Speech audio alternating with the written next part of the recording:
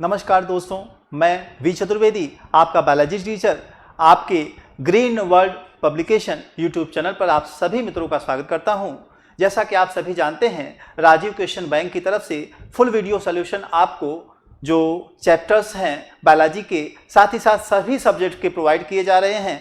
तो दोस्तों, आगे बढ़ने से पहले आगे हम दूसरे लेक्चर में बढ़ें उससे पहले आप क्या करें, सब्सक्राइब कर दें, लाइक करें, शेयर करें, साथ ही साथ बेल आइकन दबाना ना भूलें, जिससे आने वाली जो भी वीडियोस हैं वो आपको यथाशीघ्र मिलती रहें।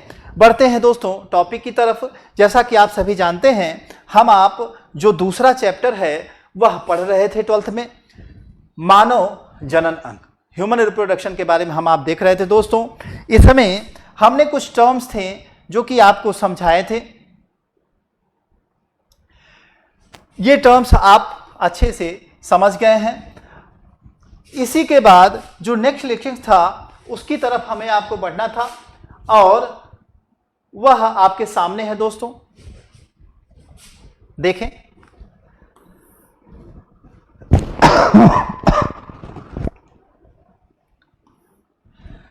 पढ़ना है, देखना है क्या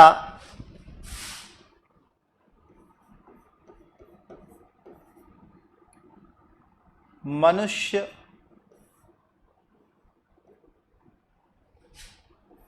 में वृषण या इसी को क्या कहते हैं, टेस्टिस, टेस्टिस है ना। कहीं स्पेलिंग आई से लिखी मिलेगी, कहीं ई से, आप कंफ्यूज ना होइएगा, है ना। दोनों मिलते हैं। तो यहां टेस्टिस आपको दिखा यहां मिलेगा। हम लोग बात कर रहे हैं किसकी, मेल रिप्रोडक्टिव ऑर्गन की, नर जनन अंग की।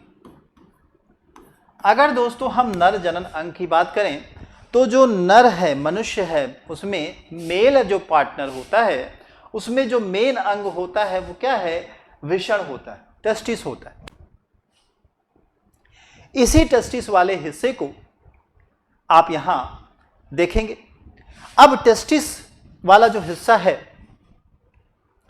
उसका काम क्या है, उसका स्ट्रक्चर क्या है ना। ये सारी चीजें यहां दोस्तों आपको क्या करनी है, एक्सप्लेनेशन इसका यहां देखना है, ठीक है। एक शॉर्ट समरी के बेसिस पे आप अच्छे से इसको रिवाइज कर लें, साथ ही साथ क्वेश्चंस कैसे पूछ रहा है, क्या पूछ रहा है, इसको आप समझ सके, ठीक है। चलिए, टेस्टिस जैसा कि हमने आपको बताया था,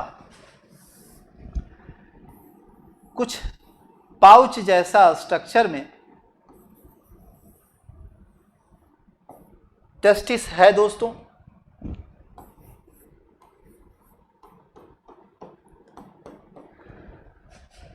जो बाहरी पाउच है, कवरिंग है, इसी को दोस्तों कहते हैं स्क्रोटम।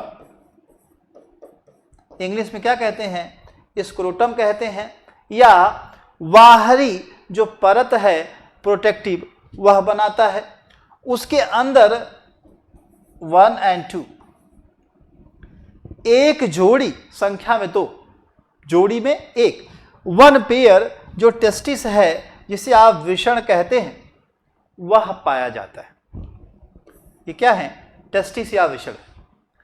यही जो टेस्टिस या वृषण है, यह मेल के अंदर जो मेल सेक्सुअल या रिप्रोडक्टिव ऑर्गन है, उसके रूप में जाना जाता है। इसका काम क्या है, पिछले लेक्चर में ही हमने आपको बताया था। इसका मेन काम होगा, क्या करेगा, यह स्पर्म का फॉर्मेशन करेगा, और जो वही स्पर्म बनेगा, वही स्पर्म स्पर्मेटोजेनेसिस के थ्रू आगे क्या करेगा, स्पर्म या शुक्राणु जो फीमेल गैमीट होगा, मादा गैमीट होगा, उनके साथ फ्यूज करके जाइगोट बनाएगा। जाइगोट के बाद भ्रूण बनेगा, वही भ्रूण आगे विकसित करके नए बेबीज को क्या करेगा, बनाएगा। तो इस तरह से आप देखेंगे प्रोसेस आगे बढ़ेगी। तो इसमें आप देखेंगे जो टेस्टिस वाला हिस्सा है, पाउच जैसा स्ट्रक्चर है, उसके आउटर कवरिंग के रूप में स्क्रोटम कहेंगे, और अंदर जो टेस्टिस पाया जाएगा यह देख लीजिए आपको बताया गया। अब थोड़ा सा यहां देखते हैं कि इसमें क्या इन्होंने बताया है। मनुष्य में विषण टेस्टिस छोटे छोटे शंक्वाकार या त्रिकोणाकार पिंडकों या लोब्यूल्स में विभक्त होते हैं। इसमें रुधिर कोशिकाओं का जाल तथा अत्यधिक कुंडलित शुक्राणुजनिक नलिकाएं सेमनीफेरस ट्यूब्यूल पाए जाते हैं। तो ध्यान दीजिएगा,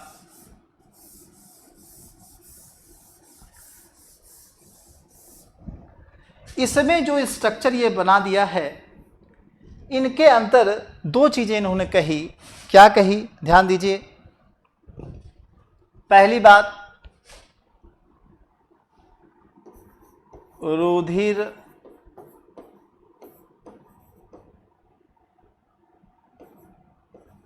कोशिका नहीं है, देखिएगा केशिकाएं हैं, केशिकाएं पाई जाएंगी, पहली बात। दूसरा,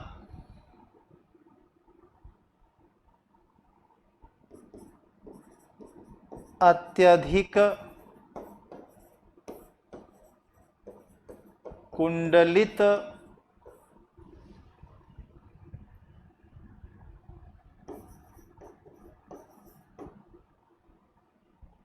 शुक्र जनन नलिकाएं,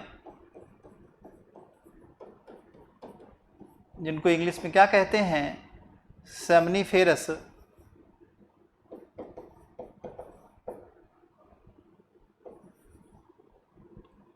सेमनीफेरस ट्यूब्यूल्स, सेमनीफेरस ट्यूब्यूल्स जो है पाई जाएंगे। तो ध्यान दीजिएगा, टेस्टिस की बात हुई। इस टेस्टिस में क्या कहा गया दोस्तों, कि जो रुधिर कोशिकाएं हैं उनका एक जाल होगा। केशिकाएं हैं, कोशिकाएं बोल दिया, केशिकाएं। केशिका का मतलब पतली पतली नलिकाएं जो होती हैं, ब्लड कैपिलरीज जो होती हैं, उन्हीं को हम क्या कहते हैं, कैपिलरीज यानी केशिकाएं। तो पतली नली के रूप में ब्लड फ्लो कराने के लिए नलिकाएं इस पूरे स्ट्रक्चर में मूव आउट की हुई होती हैं, उन्हीं को रुधिर केशिकाएं कहते हैं। इनकी संख्या ज्यादा मात्रा में होगी, कहाँ, आपके टेस्टिस वाले हिस्से। अगली बात है, अत्यधिक कुंडलित शुक्राणुजनक नलिकाएं होंगी। और यहां कुंडलित अवस्था में, जब इसका टीएस आप देखेंगे बुक्स में आप देख सकते हैं, बाकी यहां भी जब जरूरत हो रही है क्वेश्चन आज में तो हम आपको दिखाएंगे, क्वेश्चन में है, ठीक है, तो हम इसको बताएंगे आपको। तो यहां जो देखेंगे टीएस के सेक्शन के बेसिस पे, वहां भी आपको यह मिलेगा, क्या मिलेगा, शुक्राणुजनन नलिकाएं, जिसे आप सेमनीफेरस ट्यूब्यूल कहते हैं, वह ट्यूबुलर स्ट्रक्चर पाया जाएगा। अब बढ़ते हैं दोस्तों, इनका काम देखते हैं थोड़ा सा, और ये करते क्या है। एक ढीले ढाले संयोजी ऊतक में निलंबित रहती हैं। रुधिर कोशिकाएं, तंत्रिका तंतु तथा अंतराली कोशिकाएं एक छोटे से समूह भी इसी ऊतक में फैले रहते हैं। इन्हीं को लीडिंग कोशिकाएं कहते हैं। चलिए आगे बढ़ करके देखते हैं।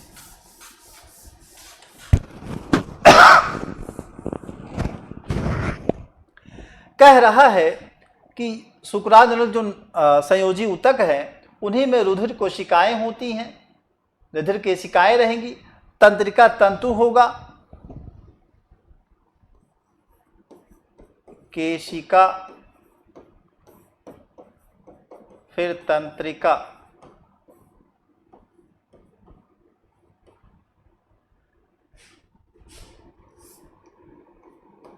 तंतु होगा, और फिर दिया है एक नाम अंतराली कोशिकाएं। अंतराली कोशिकाएं, अंतराली कोशिकाएं जिन्हें आप क्या कहते हैं, इंटरस्टिशियल सेल। अंतराली कोशिकाएं, इंटरस्टिशियल सेल, यह पाई जाती है। अब जो ये इंटरस्टिशियल सेल है उनका देखिएगा आगे क्या कह रहा है, छोटे छोटे समूह भी इसी ऊतक में फैले रहते हैं, इन्हीं को लीडिंग कोशिकाएं कहते हैं। यानी इनका जो समूह होता है, ग्रुप में यह पाए जाते हैं, उन्हीं को कंबाइन वे से नाम क्या देते हैं, लीडिंग कोशिकाएं, जिसे आप सेल्स ऑफ लीडिंग के बेसिस पे आप जानते हैं। लीडिंग जो कोशिकाएं हैं वह यहां से आपको मिलेंगी, इनका समूह होगा। तो इनका ग्रुप या समूह क्या कहलाएगा, लीडिंग कहलाएगा। इस चीज को याद रखिएगा। आगे बढ़िए।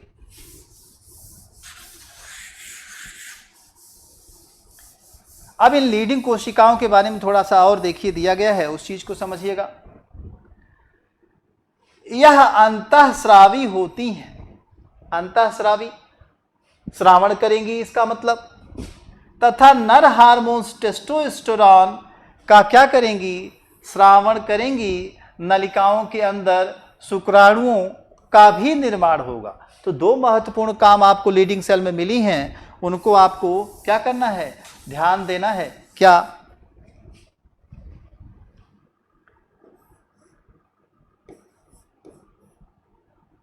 लीडिंग जो सेल है दोस्तों, उस लीडिंग सेल में दो इंपॉर्टेंट काम आपको मिलेगा। क्या, अंतःस्रावी हैं, जिससे कि इनके से क्या होगा,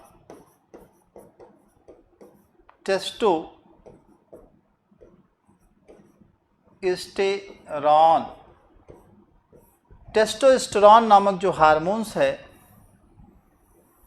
उसका क्या होगा, सिक्रेशन होगा। और यही क्या है, मेल हार्मोन्स के रूप में जाना जाता है। यानी सेकेंडरी सेक्सुअल कैरेक्टर्स जो कुछ भी मेल में डेवलप हो रहा है, इसी टेस्टोस्टेरोन हार्मोन्स की वजह से हो रहा है। तो यह हार्मोन्स क्या होगा, टेस्टिस में पाई जाने वाली जो लीडिंग कोशिकाओं का समूह है उनसे सिक्रीट होना शुरू कर जाएगा। क्लियर है। दूसरी बात लीडिंग के बारे में इन्होंने बताई, क्या, नलिकाओं के अंदर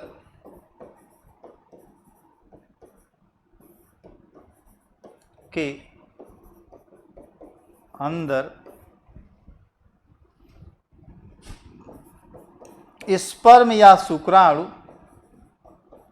का निर्माण। तो आप देखेंगे कि उन्हीं लीडिंग कोशिकाओं जो हैं, उनके एक ट्यूबुलर स्ट्रक्चर जो बन रहा है, वहां नलिकाओं के बेसिस पे अंदर स्पर्म का भी क्या होगा, निर्माण होगा। तो यहां अंतःस्रावी टेस्टोस्टेरोन के रूप में लीडिंग सेल्स जानी जा रही हैं। साथ ही साथ जो ट्यूबुलर स्ट्रक्चर है उसमें क्या है, स्पर्मेटोजेनेसिस के थ्रू स्पर्म का निर्माण हो रहा है। एंड आप जानते हैं, क्या जानते हैं भाई, कि यही स्पर्म क्या है, मेल गैमीट के रूप में है, मादा जो नर युग्मक है उनके बेसिस पे जाना जाता है। ठीक है। तो नर युग्मक आपका क्या है, यहां तैयार हो रहा है। उम्मीद है इतनी बातें आपको समझ में आई। जो नाम है उनको याद रखिएगा, जैसे शुक्राजनन नलिकाएं यानी सेमनीफेरस ट्यूब्यूल्स, अंतराली कोशिकाएं या इंटरस्टिशियल सेल्स जो है, इनका काम न्यूट्रिशन प्रोवाइड भी करना है, किसको, डेवलपिंग स्पर्म। ठीक है। और लीडिंग सेल्स का काम भी आपको पता चल गया, टेस्टोस्टेरोन जैसे हार्मोन्स का श्रावण अंतःस्रावी के रूप में और नलिकाओं के रूप में स्पर्म का क्या है, निर्माण करना है। बढ़ते हैं दोस्तों।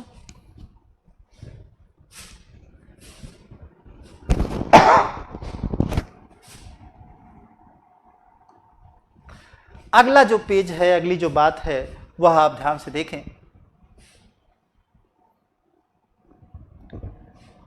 अधिवृषण या एपिडायमिस, इस चीज को देख लीजिए। यहां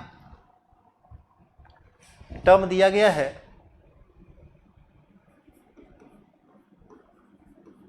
अधिवृषण,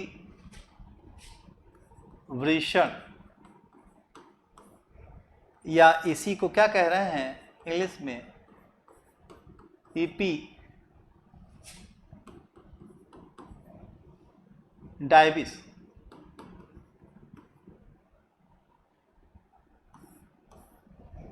ठीक, ये है क्या,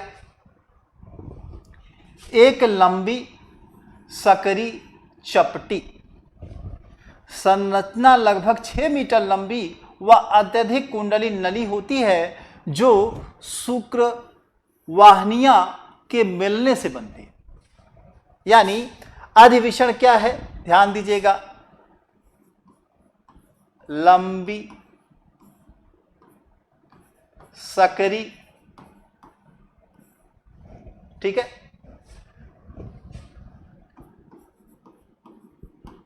चपटी,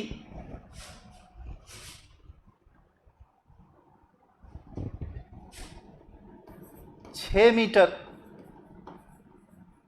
लंबी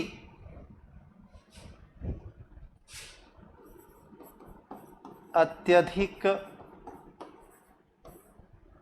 कुंडलित, अत्यधिक कुंडलित नली, जिनसे बनता क्या है, जिनसे दोस्तों शुक्र वाहिनियां, जो शुक्र वाहिनियां हैं, इनके मिलने से शुक्र वाहिनियों के मिलने से बनता है।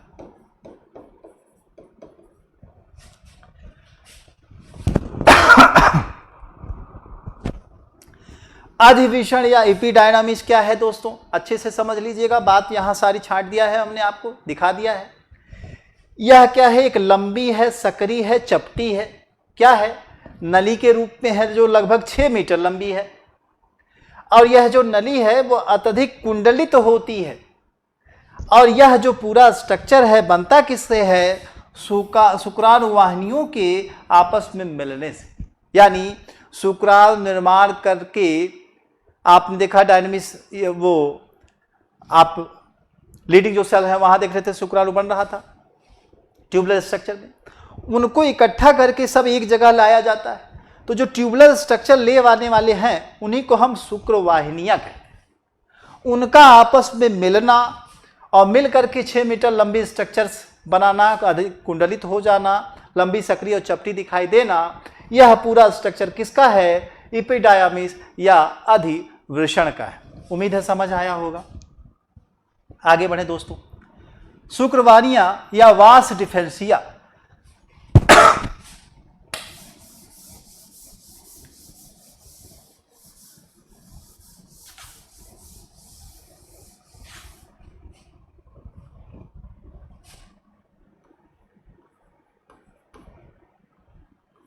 वासा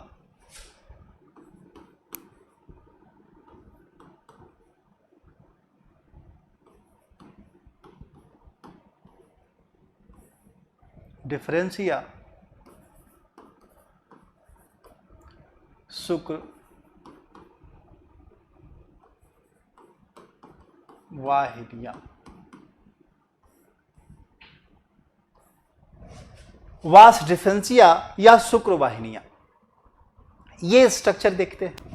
क्या कह रहा है, अधिविषण के पक्ष भाग या कार्ड एपिडायमिस, पक्ष भाग को ही क्या कहते हैं, क्या, कार्डा एपिडायमिस से शुक्र वाहिनियां यानी वास डिफरेंस निकलती हैं।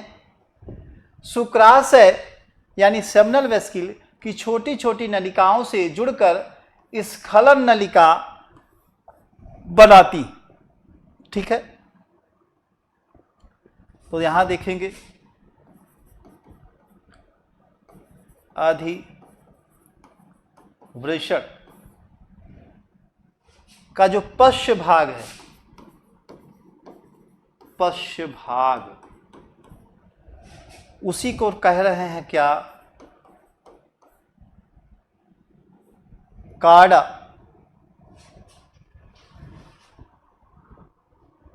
एपिडायमिस, है ना, कार्डा एपिडायमिस कहते हैं। कार्डा हम आपने लिख दे रहे हैं। आगे देखिएगा, इनसे क्या होगा, शुक्रवाहिनी, शुक्रवाहिनी, जिन्हें आप क्या कहेंगे, वास डिफरेंस, उनका क्या होगा, निकलना होगा, वो निकलेंगी। शुक्राशय सेमनी वेस्किल जिसे कहते हैं, छोटी छोटी नलिकाओं के जुड़कर इनसे जो शुक्राशय का है, यह क्या करेगा, छोटी छोटी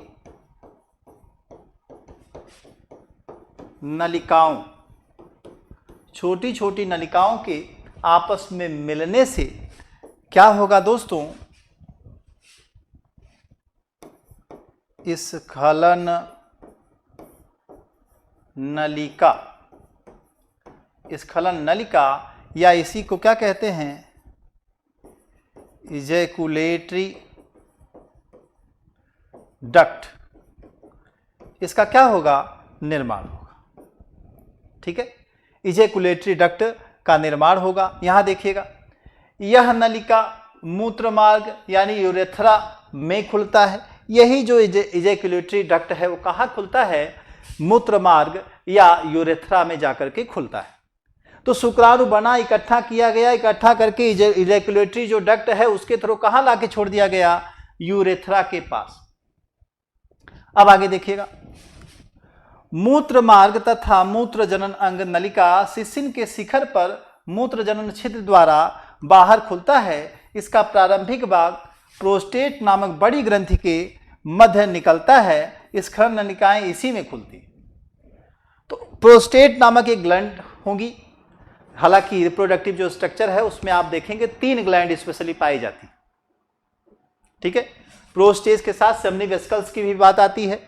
ठीक है, और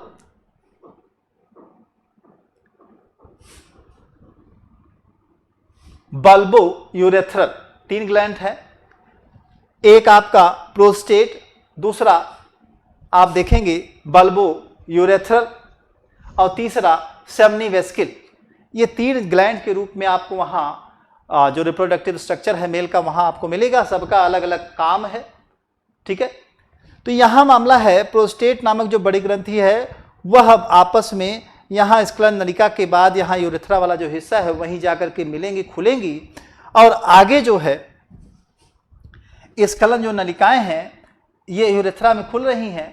जहां आप देखेंगे जो सिसिन वाला हिस्सा है मूत्रोजनन छिद्र के थ्रू बाहर खुलता है। तो मेल में जो मेल रिप्रोडक्टिव ऑर्गन है उसमें सिसिन का जो हिस्सा है, टेस्टिस के बाद जो हिस्सा बचता है जो यूरिन त्याग के लिए होता है वही सिसिन है दोस्तों, और वही हिस्सा इजैकुलेटरी ट्यूब के रूप में भी काम करता है और यूरिन के निकलने के लिए भी काम करता है। इसी वजह से मनुष्य के रिप्रोडक्टिव सिस्टम को यूरोजेनाइटल कहते हैं, यूरिन त्याग के लिए, साथ ही साथ जेनेसिस यानी निर्माण या जनन के लिए दोनों के काम में आता है। इसी वजह से इसको न्यूरोजेनाइटल रिप्रोडक्टिव सिस्टम के बेसिस पे भी जाना जाता है। तो यहाँ देखेंगे जो सिसिन वाला हिस्सा है उसी के थ्रू यह छिद्र के बेसिस पे मूत्रोजनन छिद्र के द्वारा बाहर खुलता है, और जब बिहेवियर सेक्सुअली हो रहा है उसके बाद स्पर्म का जो स्खलन है, स्पर्म का बॉडी से निकलना है, सिसिन के माध्यम से ही होता है। तो ये चीज़ें आपको यहाँ देखने को मिलेंगी। आपको जो आपका क्वेश्चन बैंक है उसमें अच्छे से आपको ये प्रोवाइड किया गया है। एक्सप्लेनेशन आपके सामने है बच्चों, इसको देखिएगा। बढ़ते हैं अगले पोर्शन की तरफ।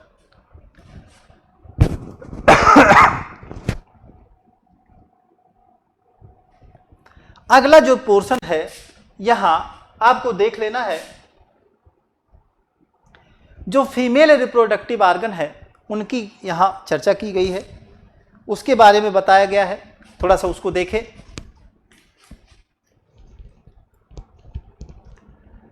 डायग्राम आपके सामने है दोस्तों।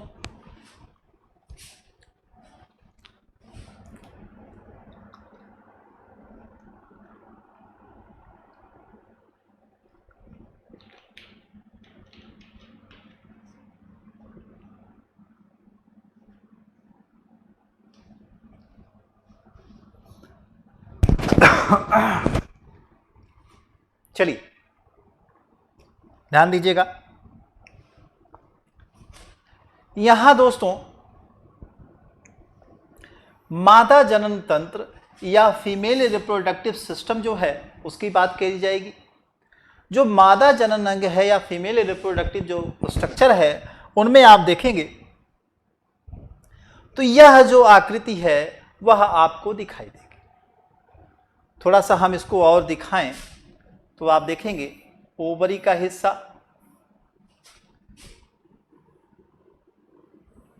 ऐसे जुड़ा हुआ,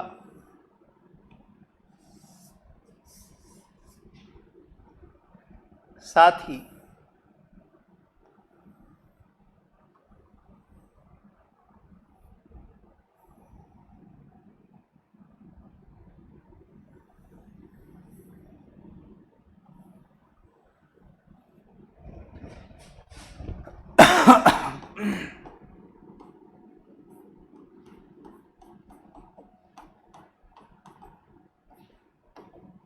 चलिए ध्यान देख लीजिए, इधर जो आप देख रहे हैं ओवरी के हिस्से की बात हो रही है। यहां देखिए जो डायग्राम दिया है उसमें यहां वाला जो हिस्सा आप देख पा रहे हैं इसे ही अंडाशय कहते हैं, जहां युग्मक का निर्माण होता है। यानी जो एग कोशिकाएं हैं यही दोस्तों बन रही हैं, जैसा कि आप देख पा रहे हैं। एग कोशिका यही क्या है दोस्तों, यही ओवरी वाला हिस्सा है। ओवरी के वाले हिस्से से जब एग बनता है तो यहाँ आप देखेंगे एक फिंगर जैसे स्ट्रक्चर बना हुआ है, जिसको आप झालर के रूप में यहाँ देखेंगे नाम दिया गया है। इनसे ये कनेक्ट होता है और यहीं से जो ये एग वाला हिस्सा है आगे रिसीव होने के बाद आगे जाता है। यानी जब ओवरी एग बनाती है तो यहाँ पहुँचता है झालर वाला हिस्सा, उसके बाद तुम्बिका, उसके बाद नलिका। इनसे होते हुए आगे बढ़ता है। जब इस नलिका वाले पोर्शन में पहुँचता है तभी क्या होगा, रिप्रोडक्शन के लिए स्पर्म का यहाँ मैच हो जाना होगा। जहाँ आप फैलोपियन ट्यूब देख रहे हैं, इस फैलोपियन ट्यूब तक जो स्पर्म यहाँ से पहुँचता है, मेल रिप्रोडक्टिव जो गैमीट है जो पहुँचता है, तो यहाँ जो फैलोपियन ट्यूब वाला हिस्सा है दोस्तों, वहीं क्या होता है, दोनों का फ्यूजन होता है। यानी मेल और फीमेल गैमीट दोनों आपस में यही क्या है, फर्स्ट टाइम मैच करते हैं। अब दोनों जब यहाँ मिलेंगे तो मिलने से जो फर्टिलाइजेशन या संयुग्मन वाली घटना है, जिसे आप निषेचन कहते हैं, वह कंप्लीट होती है। और निषेचन के बाद जो पहली सेल बनती है उसी को हम क्या कहते हैं, जाइगोट या युग्मक। ठीक है, युग्मक या जाइगोट किसी भी जीव की सबसे प्रथम सेल मानी जाती है। फिर उनका जीवन धीरे धीरे विकसित होता रहता है और एक पूरा जो रूप है ऑर्गेनिज्म का, उसको विकसित होने में एक निश्चित टाइम पीरियड लगता है।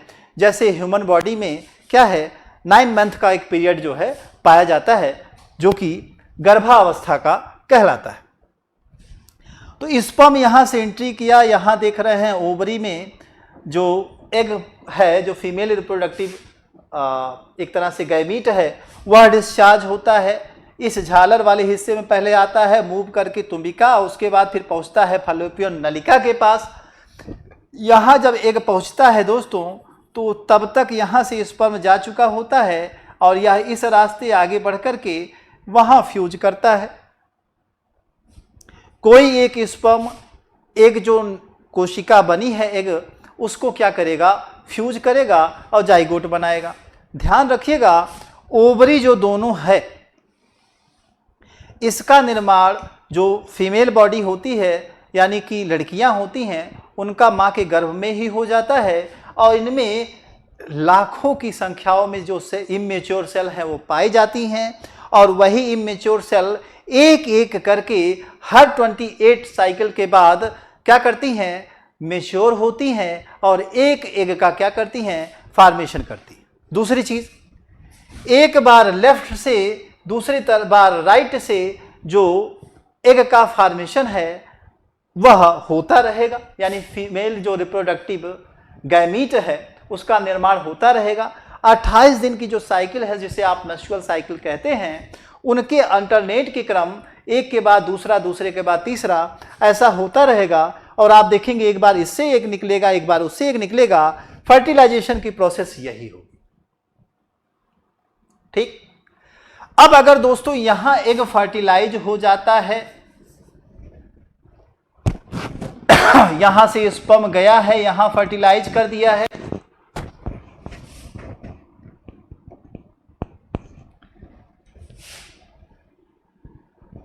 तो देखिएगा यहां से स्पर्म गया है, यहां फर्टिलाइज कर दिया है। उस स्थिति में होता क्या है, ध्यान दीजिएगा,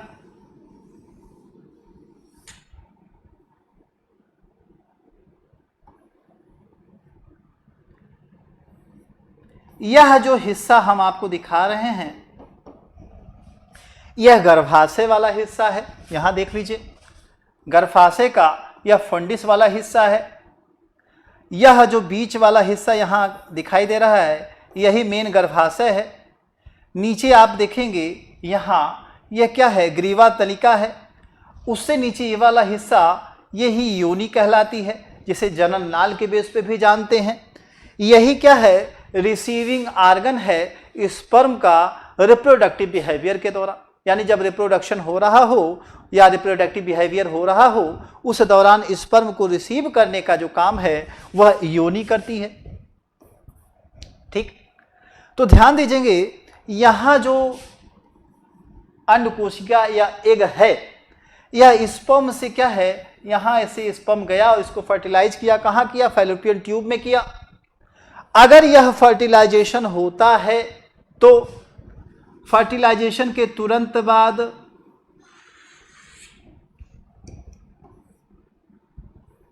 बाद क्या होगा,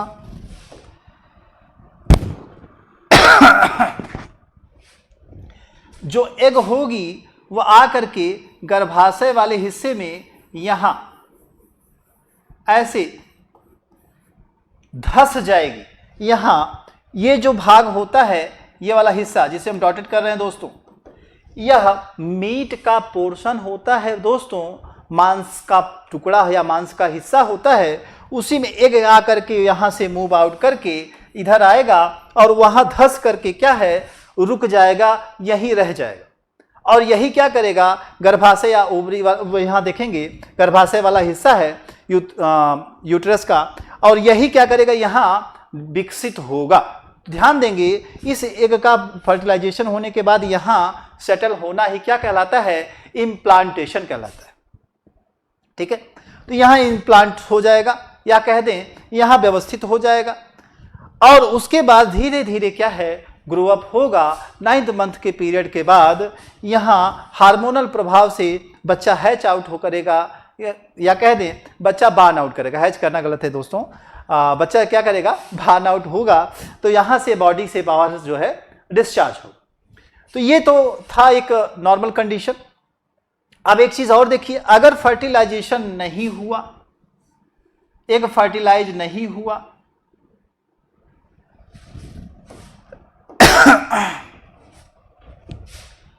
जो एग बना दोस्तों वह फर्टिलाइज नहीं हुआ, तो उस दौरान ये एग यहां आएगा और 28 डे की जो साइकिल है जिसे आप मेंस्ट्रुअल साइकिल कहते हैं या एमसी इन शॉर्ट कहते हैं,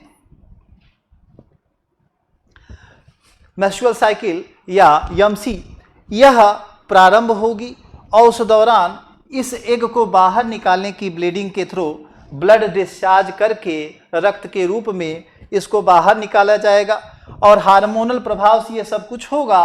और यह जो मीट वाला पोर्शन हमने बताया था दोस्तों, यह भी कहीं ना कहीं क्या होगा, खत्म होकर के, कट करके, ब्लड के रूप में बदल करके, यमसी के रूप में, ब्लड के रूप में बाहर शरीर से निकल जाएगा। यह हर 28 साइकिल के बेस पे होगा। याद रखिएगा 28 से 7 प्लस भी हो सकता है, 7 माइनस हो सकता है। एक हफ्ते का अंतर टाइम पीरियड में होता है। अगर ऐसा होता है तो कोई घबराने की बात नहीं होती है, लेकिन इससे ज़्यादा अगर अंतर आता है तो आपको डॉक्टर से चेकअप की आवश्यकता है। तो इसे आप ध्यान दें, यह बातें मैं ऐड कर रहा हूँ, अगले चैप्टर में इसके बारे में डिटेल आपको देखना है। तो इस तरह से डिस्चार्ज हो जाएगा और ये पूरा पोर्शन एक तरह से ब्लीडिंग के थ्रू बॉडी से बाहर चला जाएगा। उम्मीद है इतनी बात समझ में आई होगी। एक स्त्री के जनन अंग उदर गुहा में स्थित होते हैं, यानी पेट का जो हिस्सा है उसके इंटरनल तरफ आप देखेंगे कि आपको यह मिलेगा, जो स्त्री के जननांग है वह उसके अंदर पाए जा रहे हैं। ठीक, तो ये कुछ बेसिक चीजें थी फीमेल रिप्रोडक्टिव के बेसिस पे, आर्गन के बेसिस पे दोस्तों। इसमें आप देख लीजिएगा, अगर कोई आपको दिक्कत होती है या कोई प्रश्न दिमाग पे उठता है तो आप कमेंट सेक्शन में अपने क्वेश्चंस को छोड़े रखिएगा, हम आंसर देने का आपका प्रयास करेंगे। जो शॉर्ट टर्म में थोड़ा सा फीमेल रिप्रोडक्टिव आर्गन है उसके बारे में और थोड़े से उसके फंक्शन के बारे में मैंने आपको एक्सप्लेन करने का प्रयास किया, और अच्छे से आप समझिएगा। बढ़ते हैं थोड़ा सा नेक्स्ट पोर्शन की तरफ।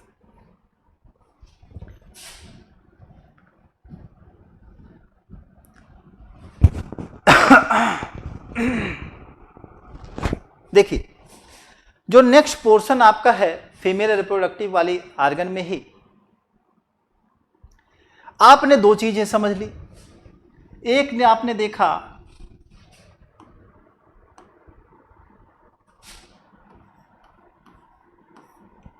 नर जनन अंग, उसी तरह से मादा जनन अंग, इन दोनों से गैमीट का फॉर्मेशन हुआ। तो यहाँ गैमीट के रूप में शुक्राणु, जिसको आप स्पर्म कहते हैं, उसका निर्माण हुआ, और यहाँ एग या अंडकोशिका का निर्माण हुआ। इनके आपस फ्यूजन से क्या हुआ, जाइगोट। फर्टिलाइजेशन से बना क्या, जाइगोट बना। ठीक, तो यह कंडीशन आगे फिर पड़ती है। इनका जो है 9th मंथ का जो पीरियड है ह्यूमन बॉडी में, उसका भ्रूणीय विकास के थ्रू क्या होगा, विकसित होगा बच्चा, और विकसित होने के बाद 9th मंथ का जो पीरियड है वो कंप्लीट होने के बाद आप देखेंगे बच्चा बाल आउट हो जाए। तो यह स्थिति आपको यहाँ देखने को मिल जाएगी दोस्तों।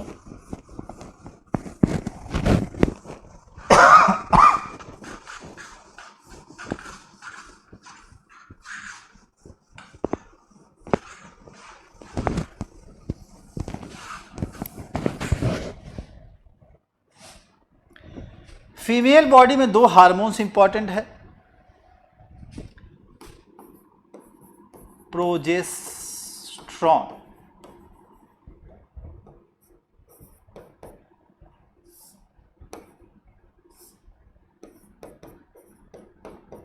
एस्ट्रोजन,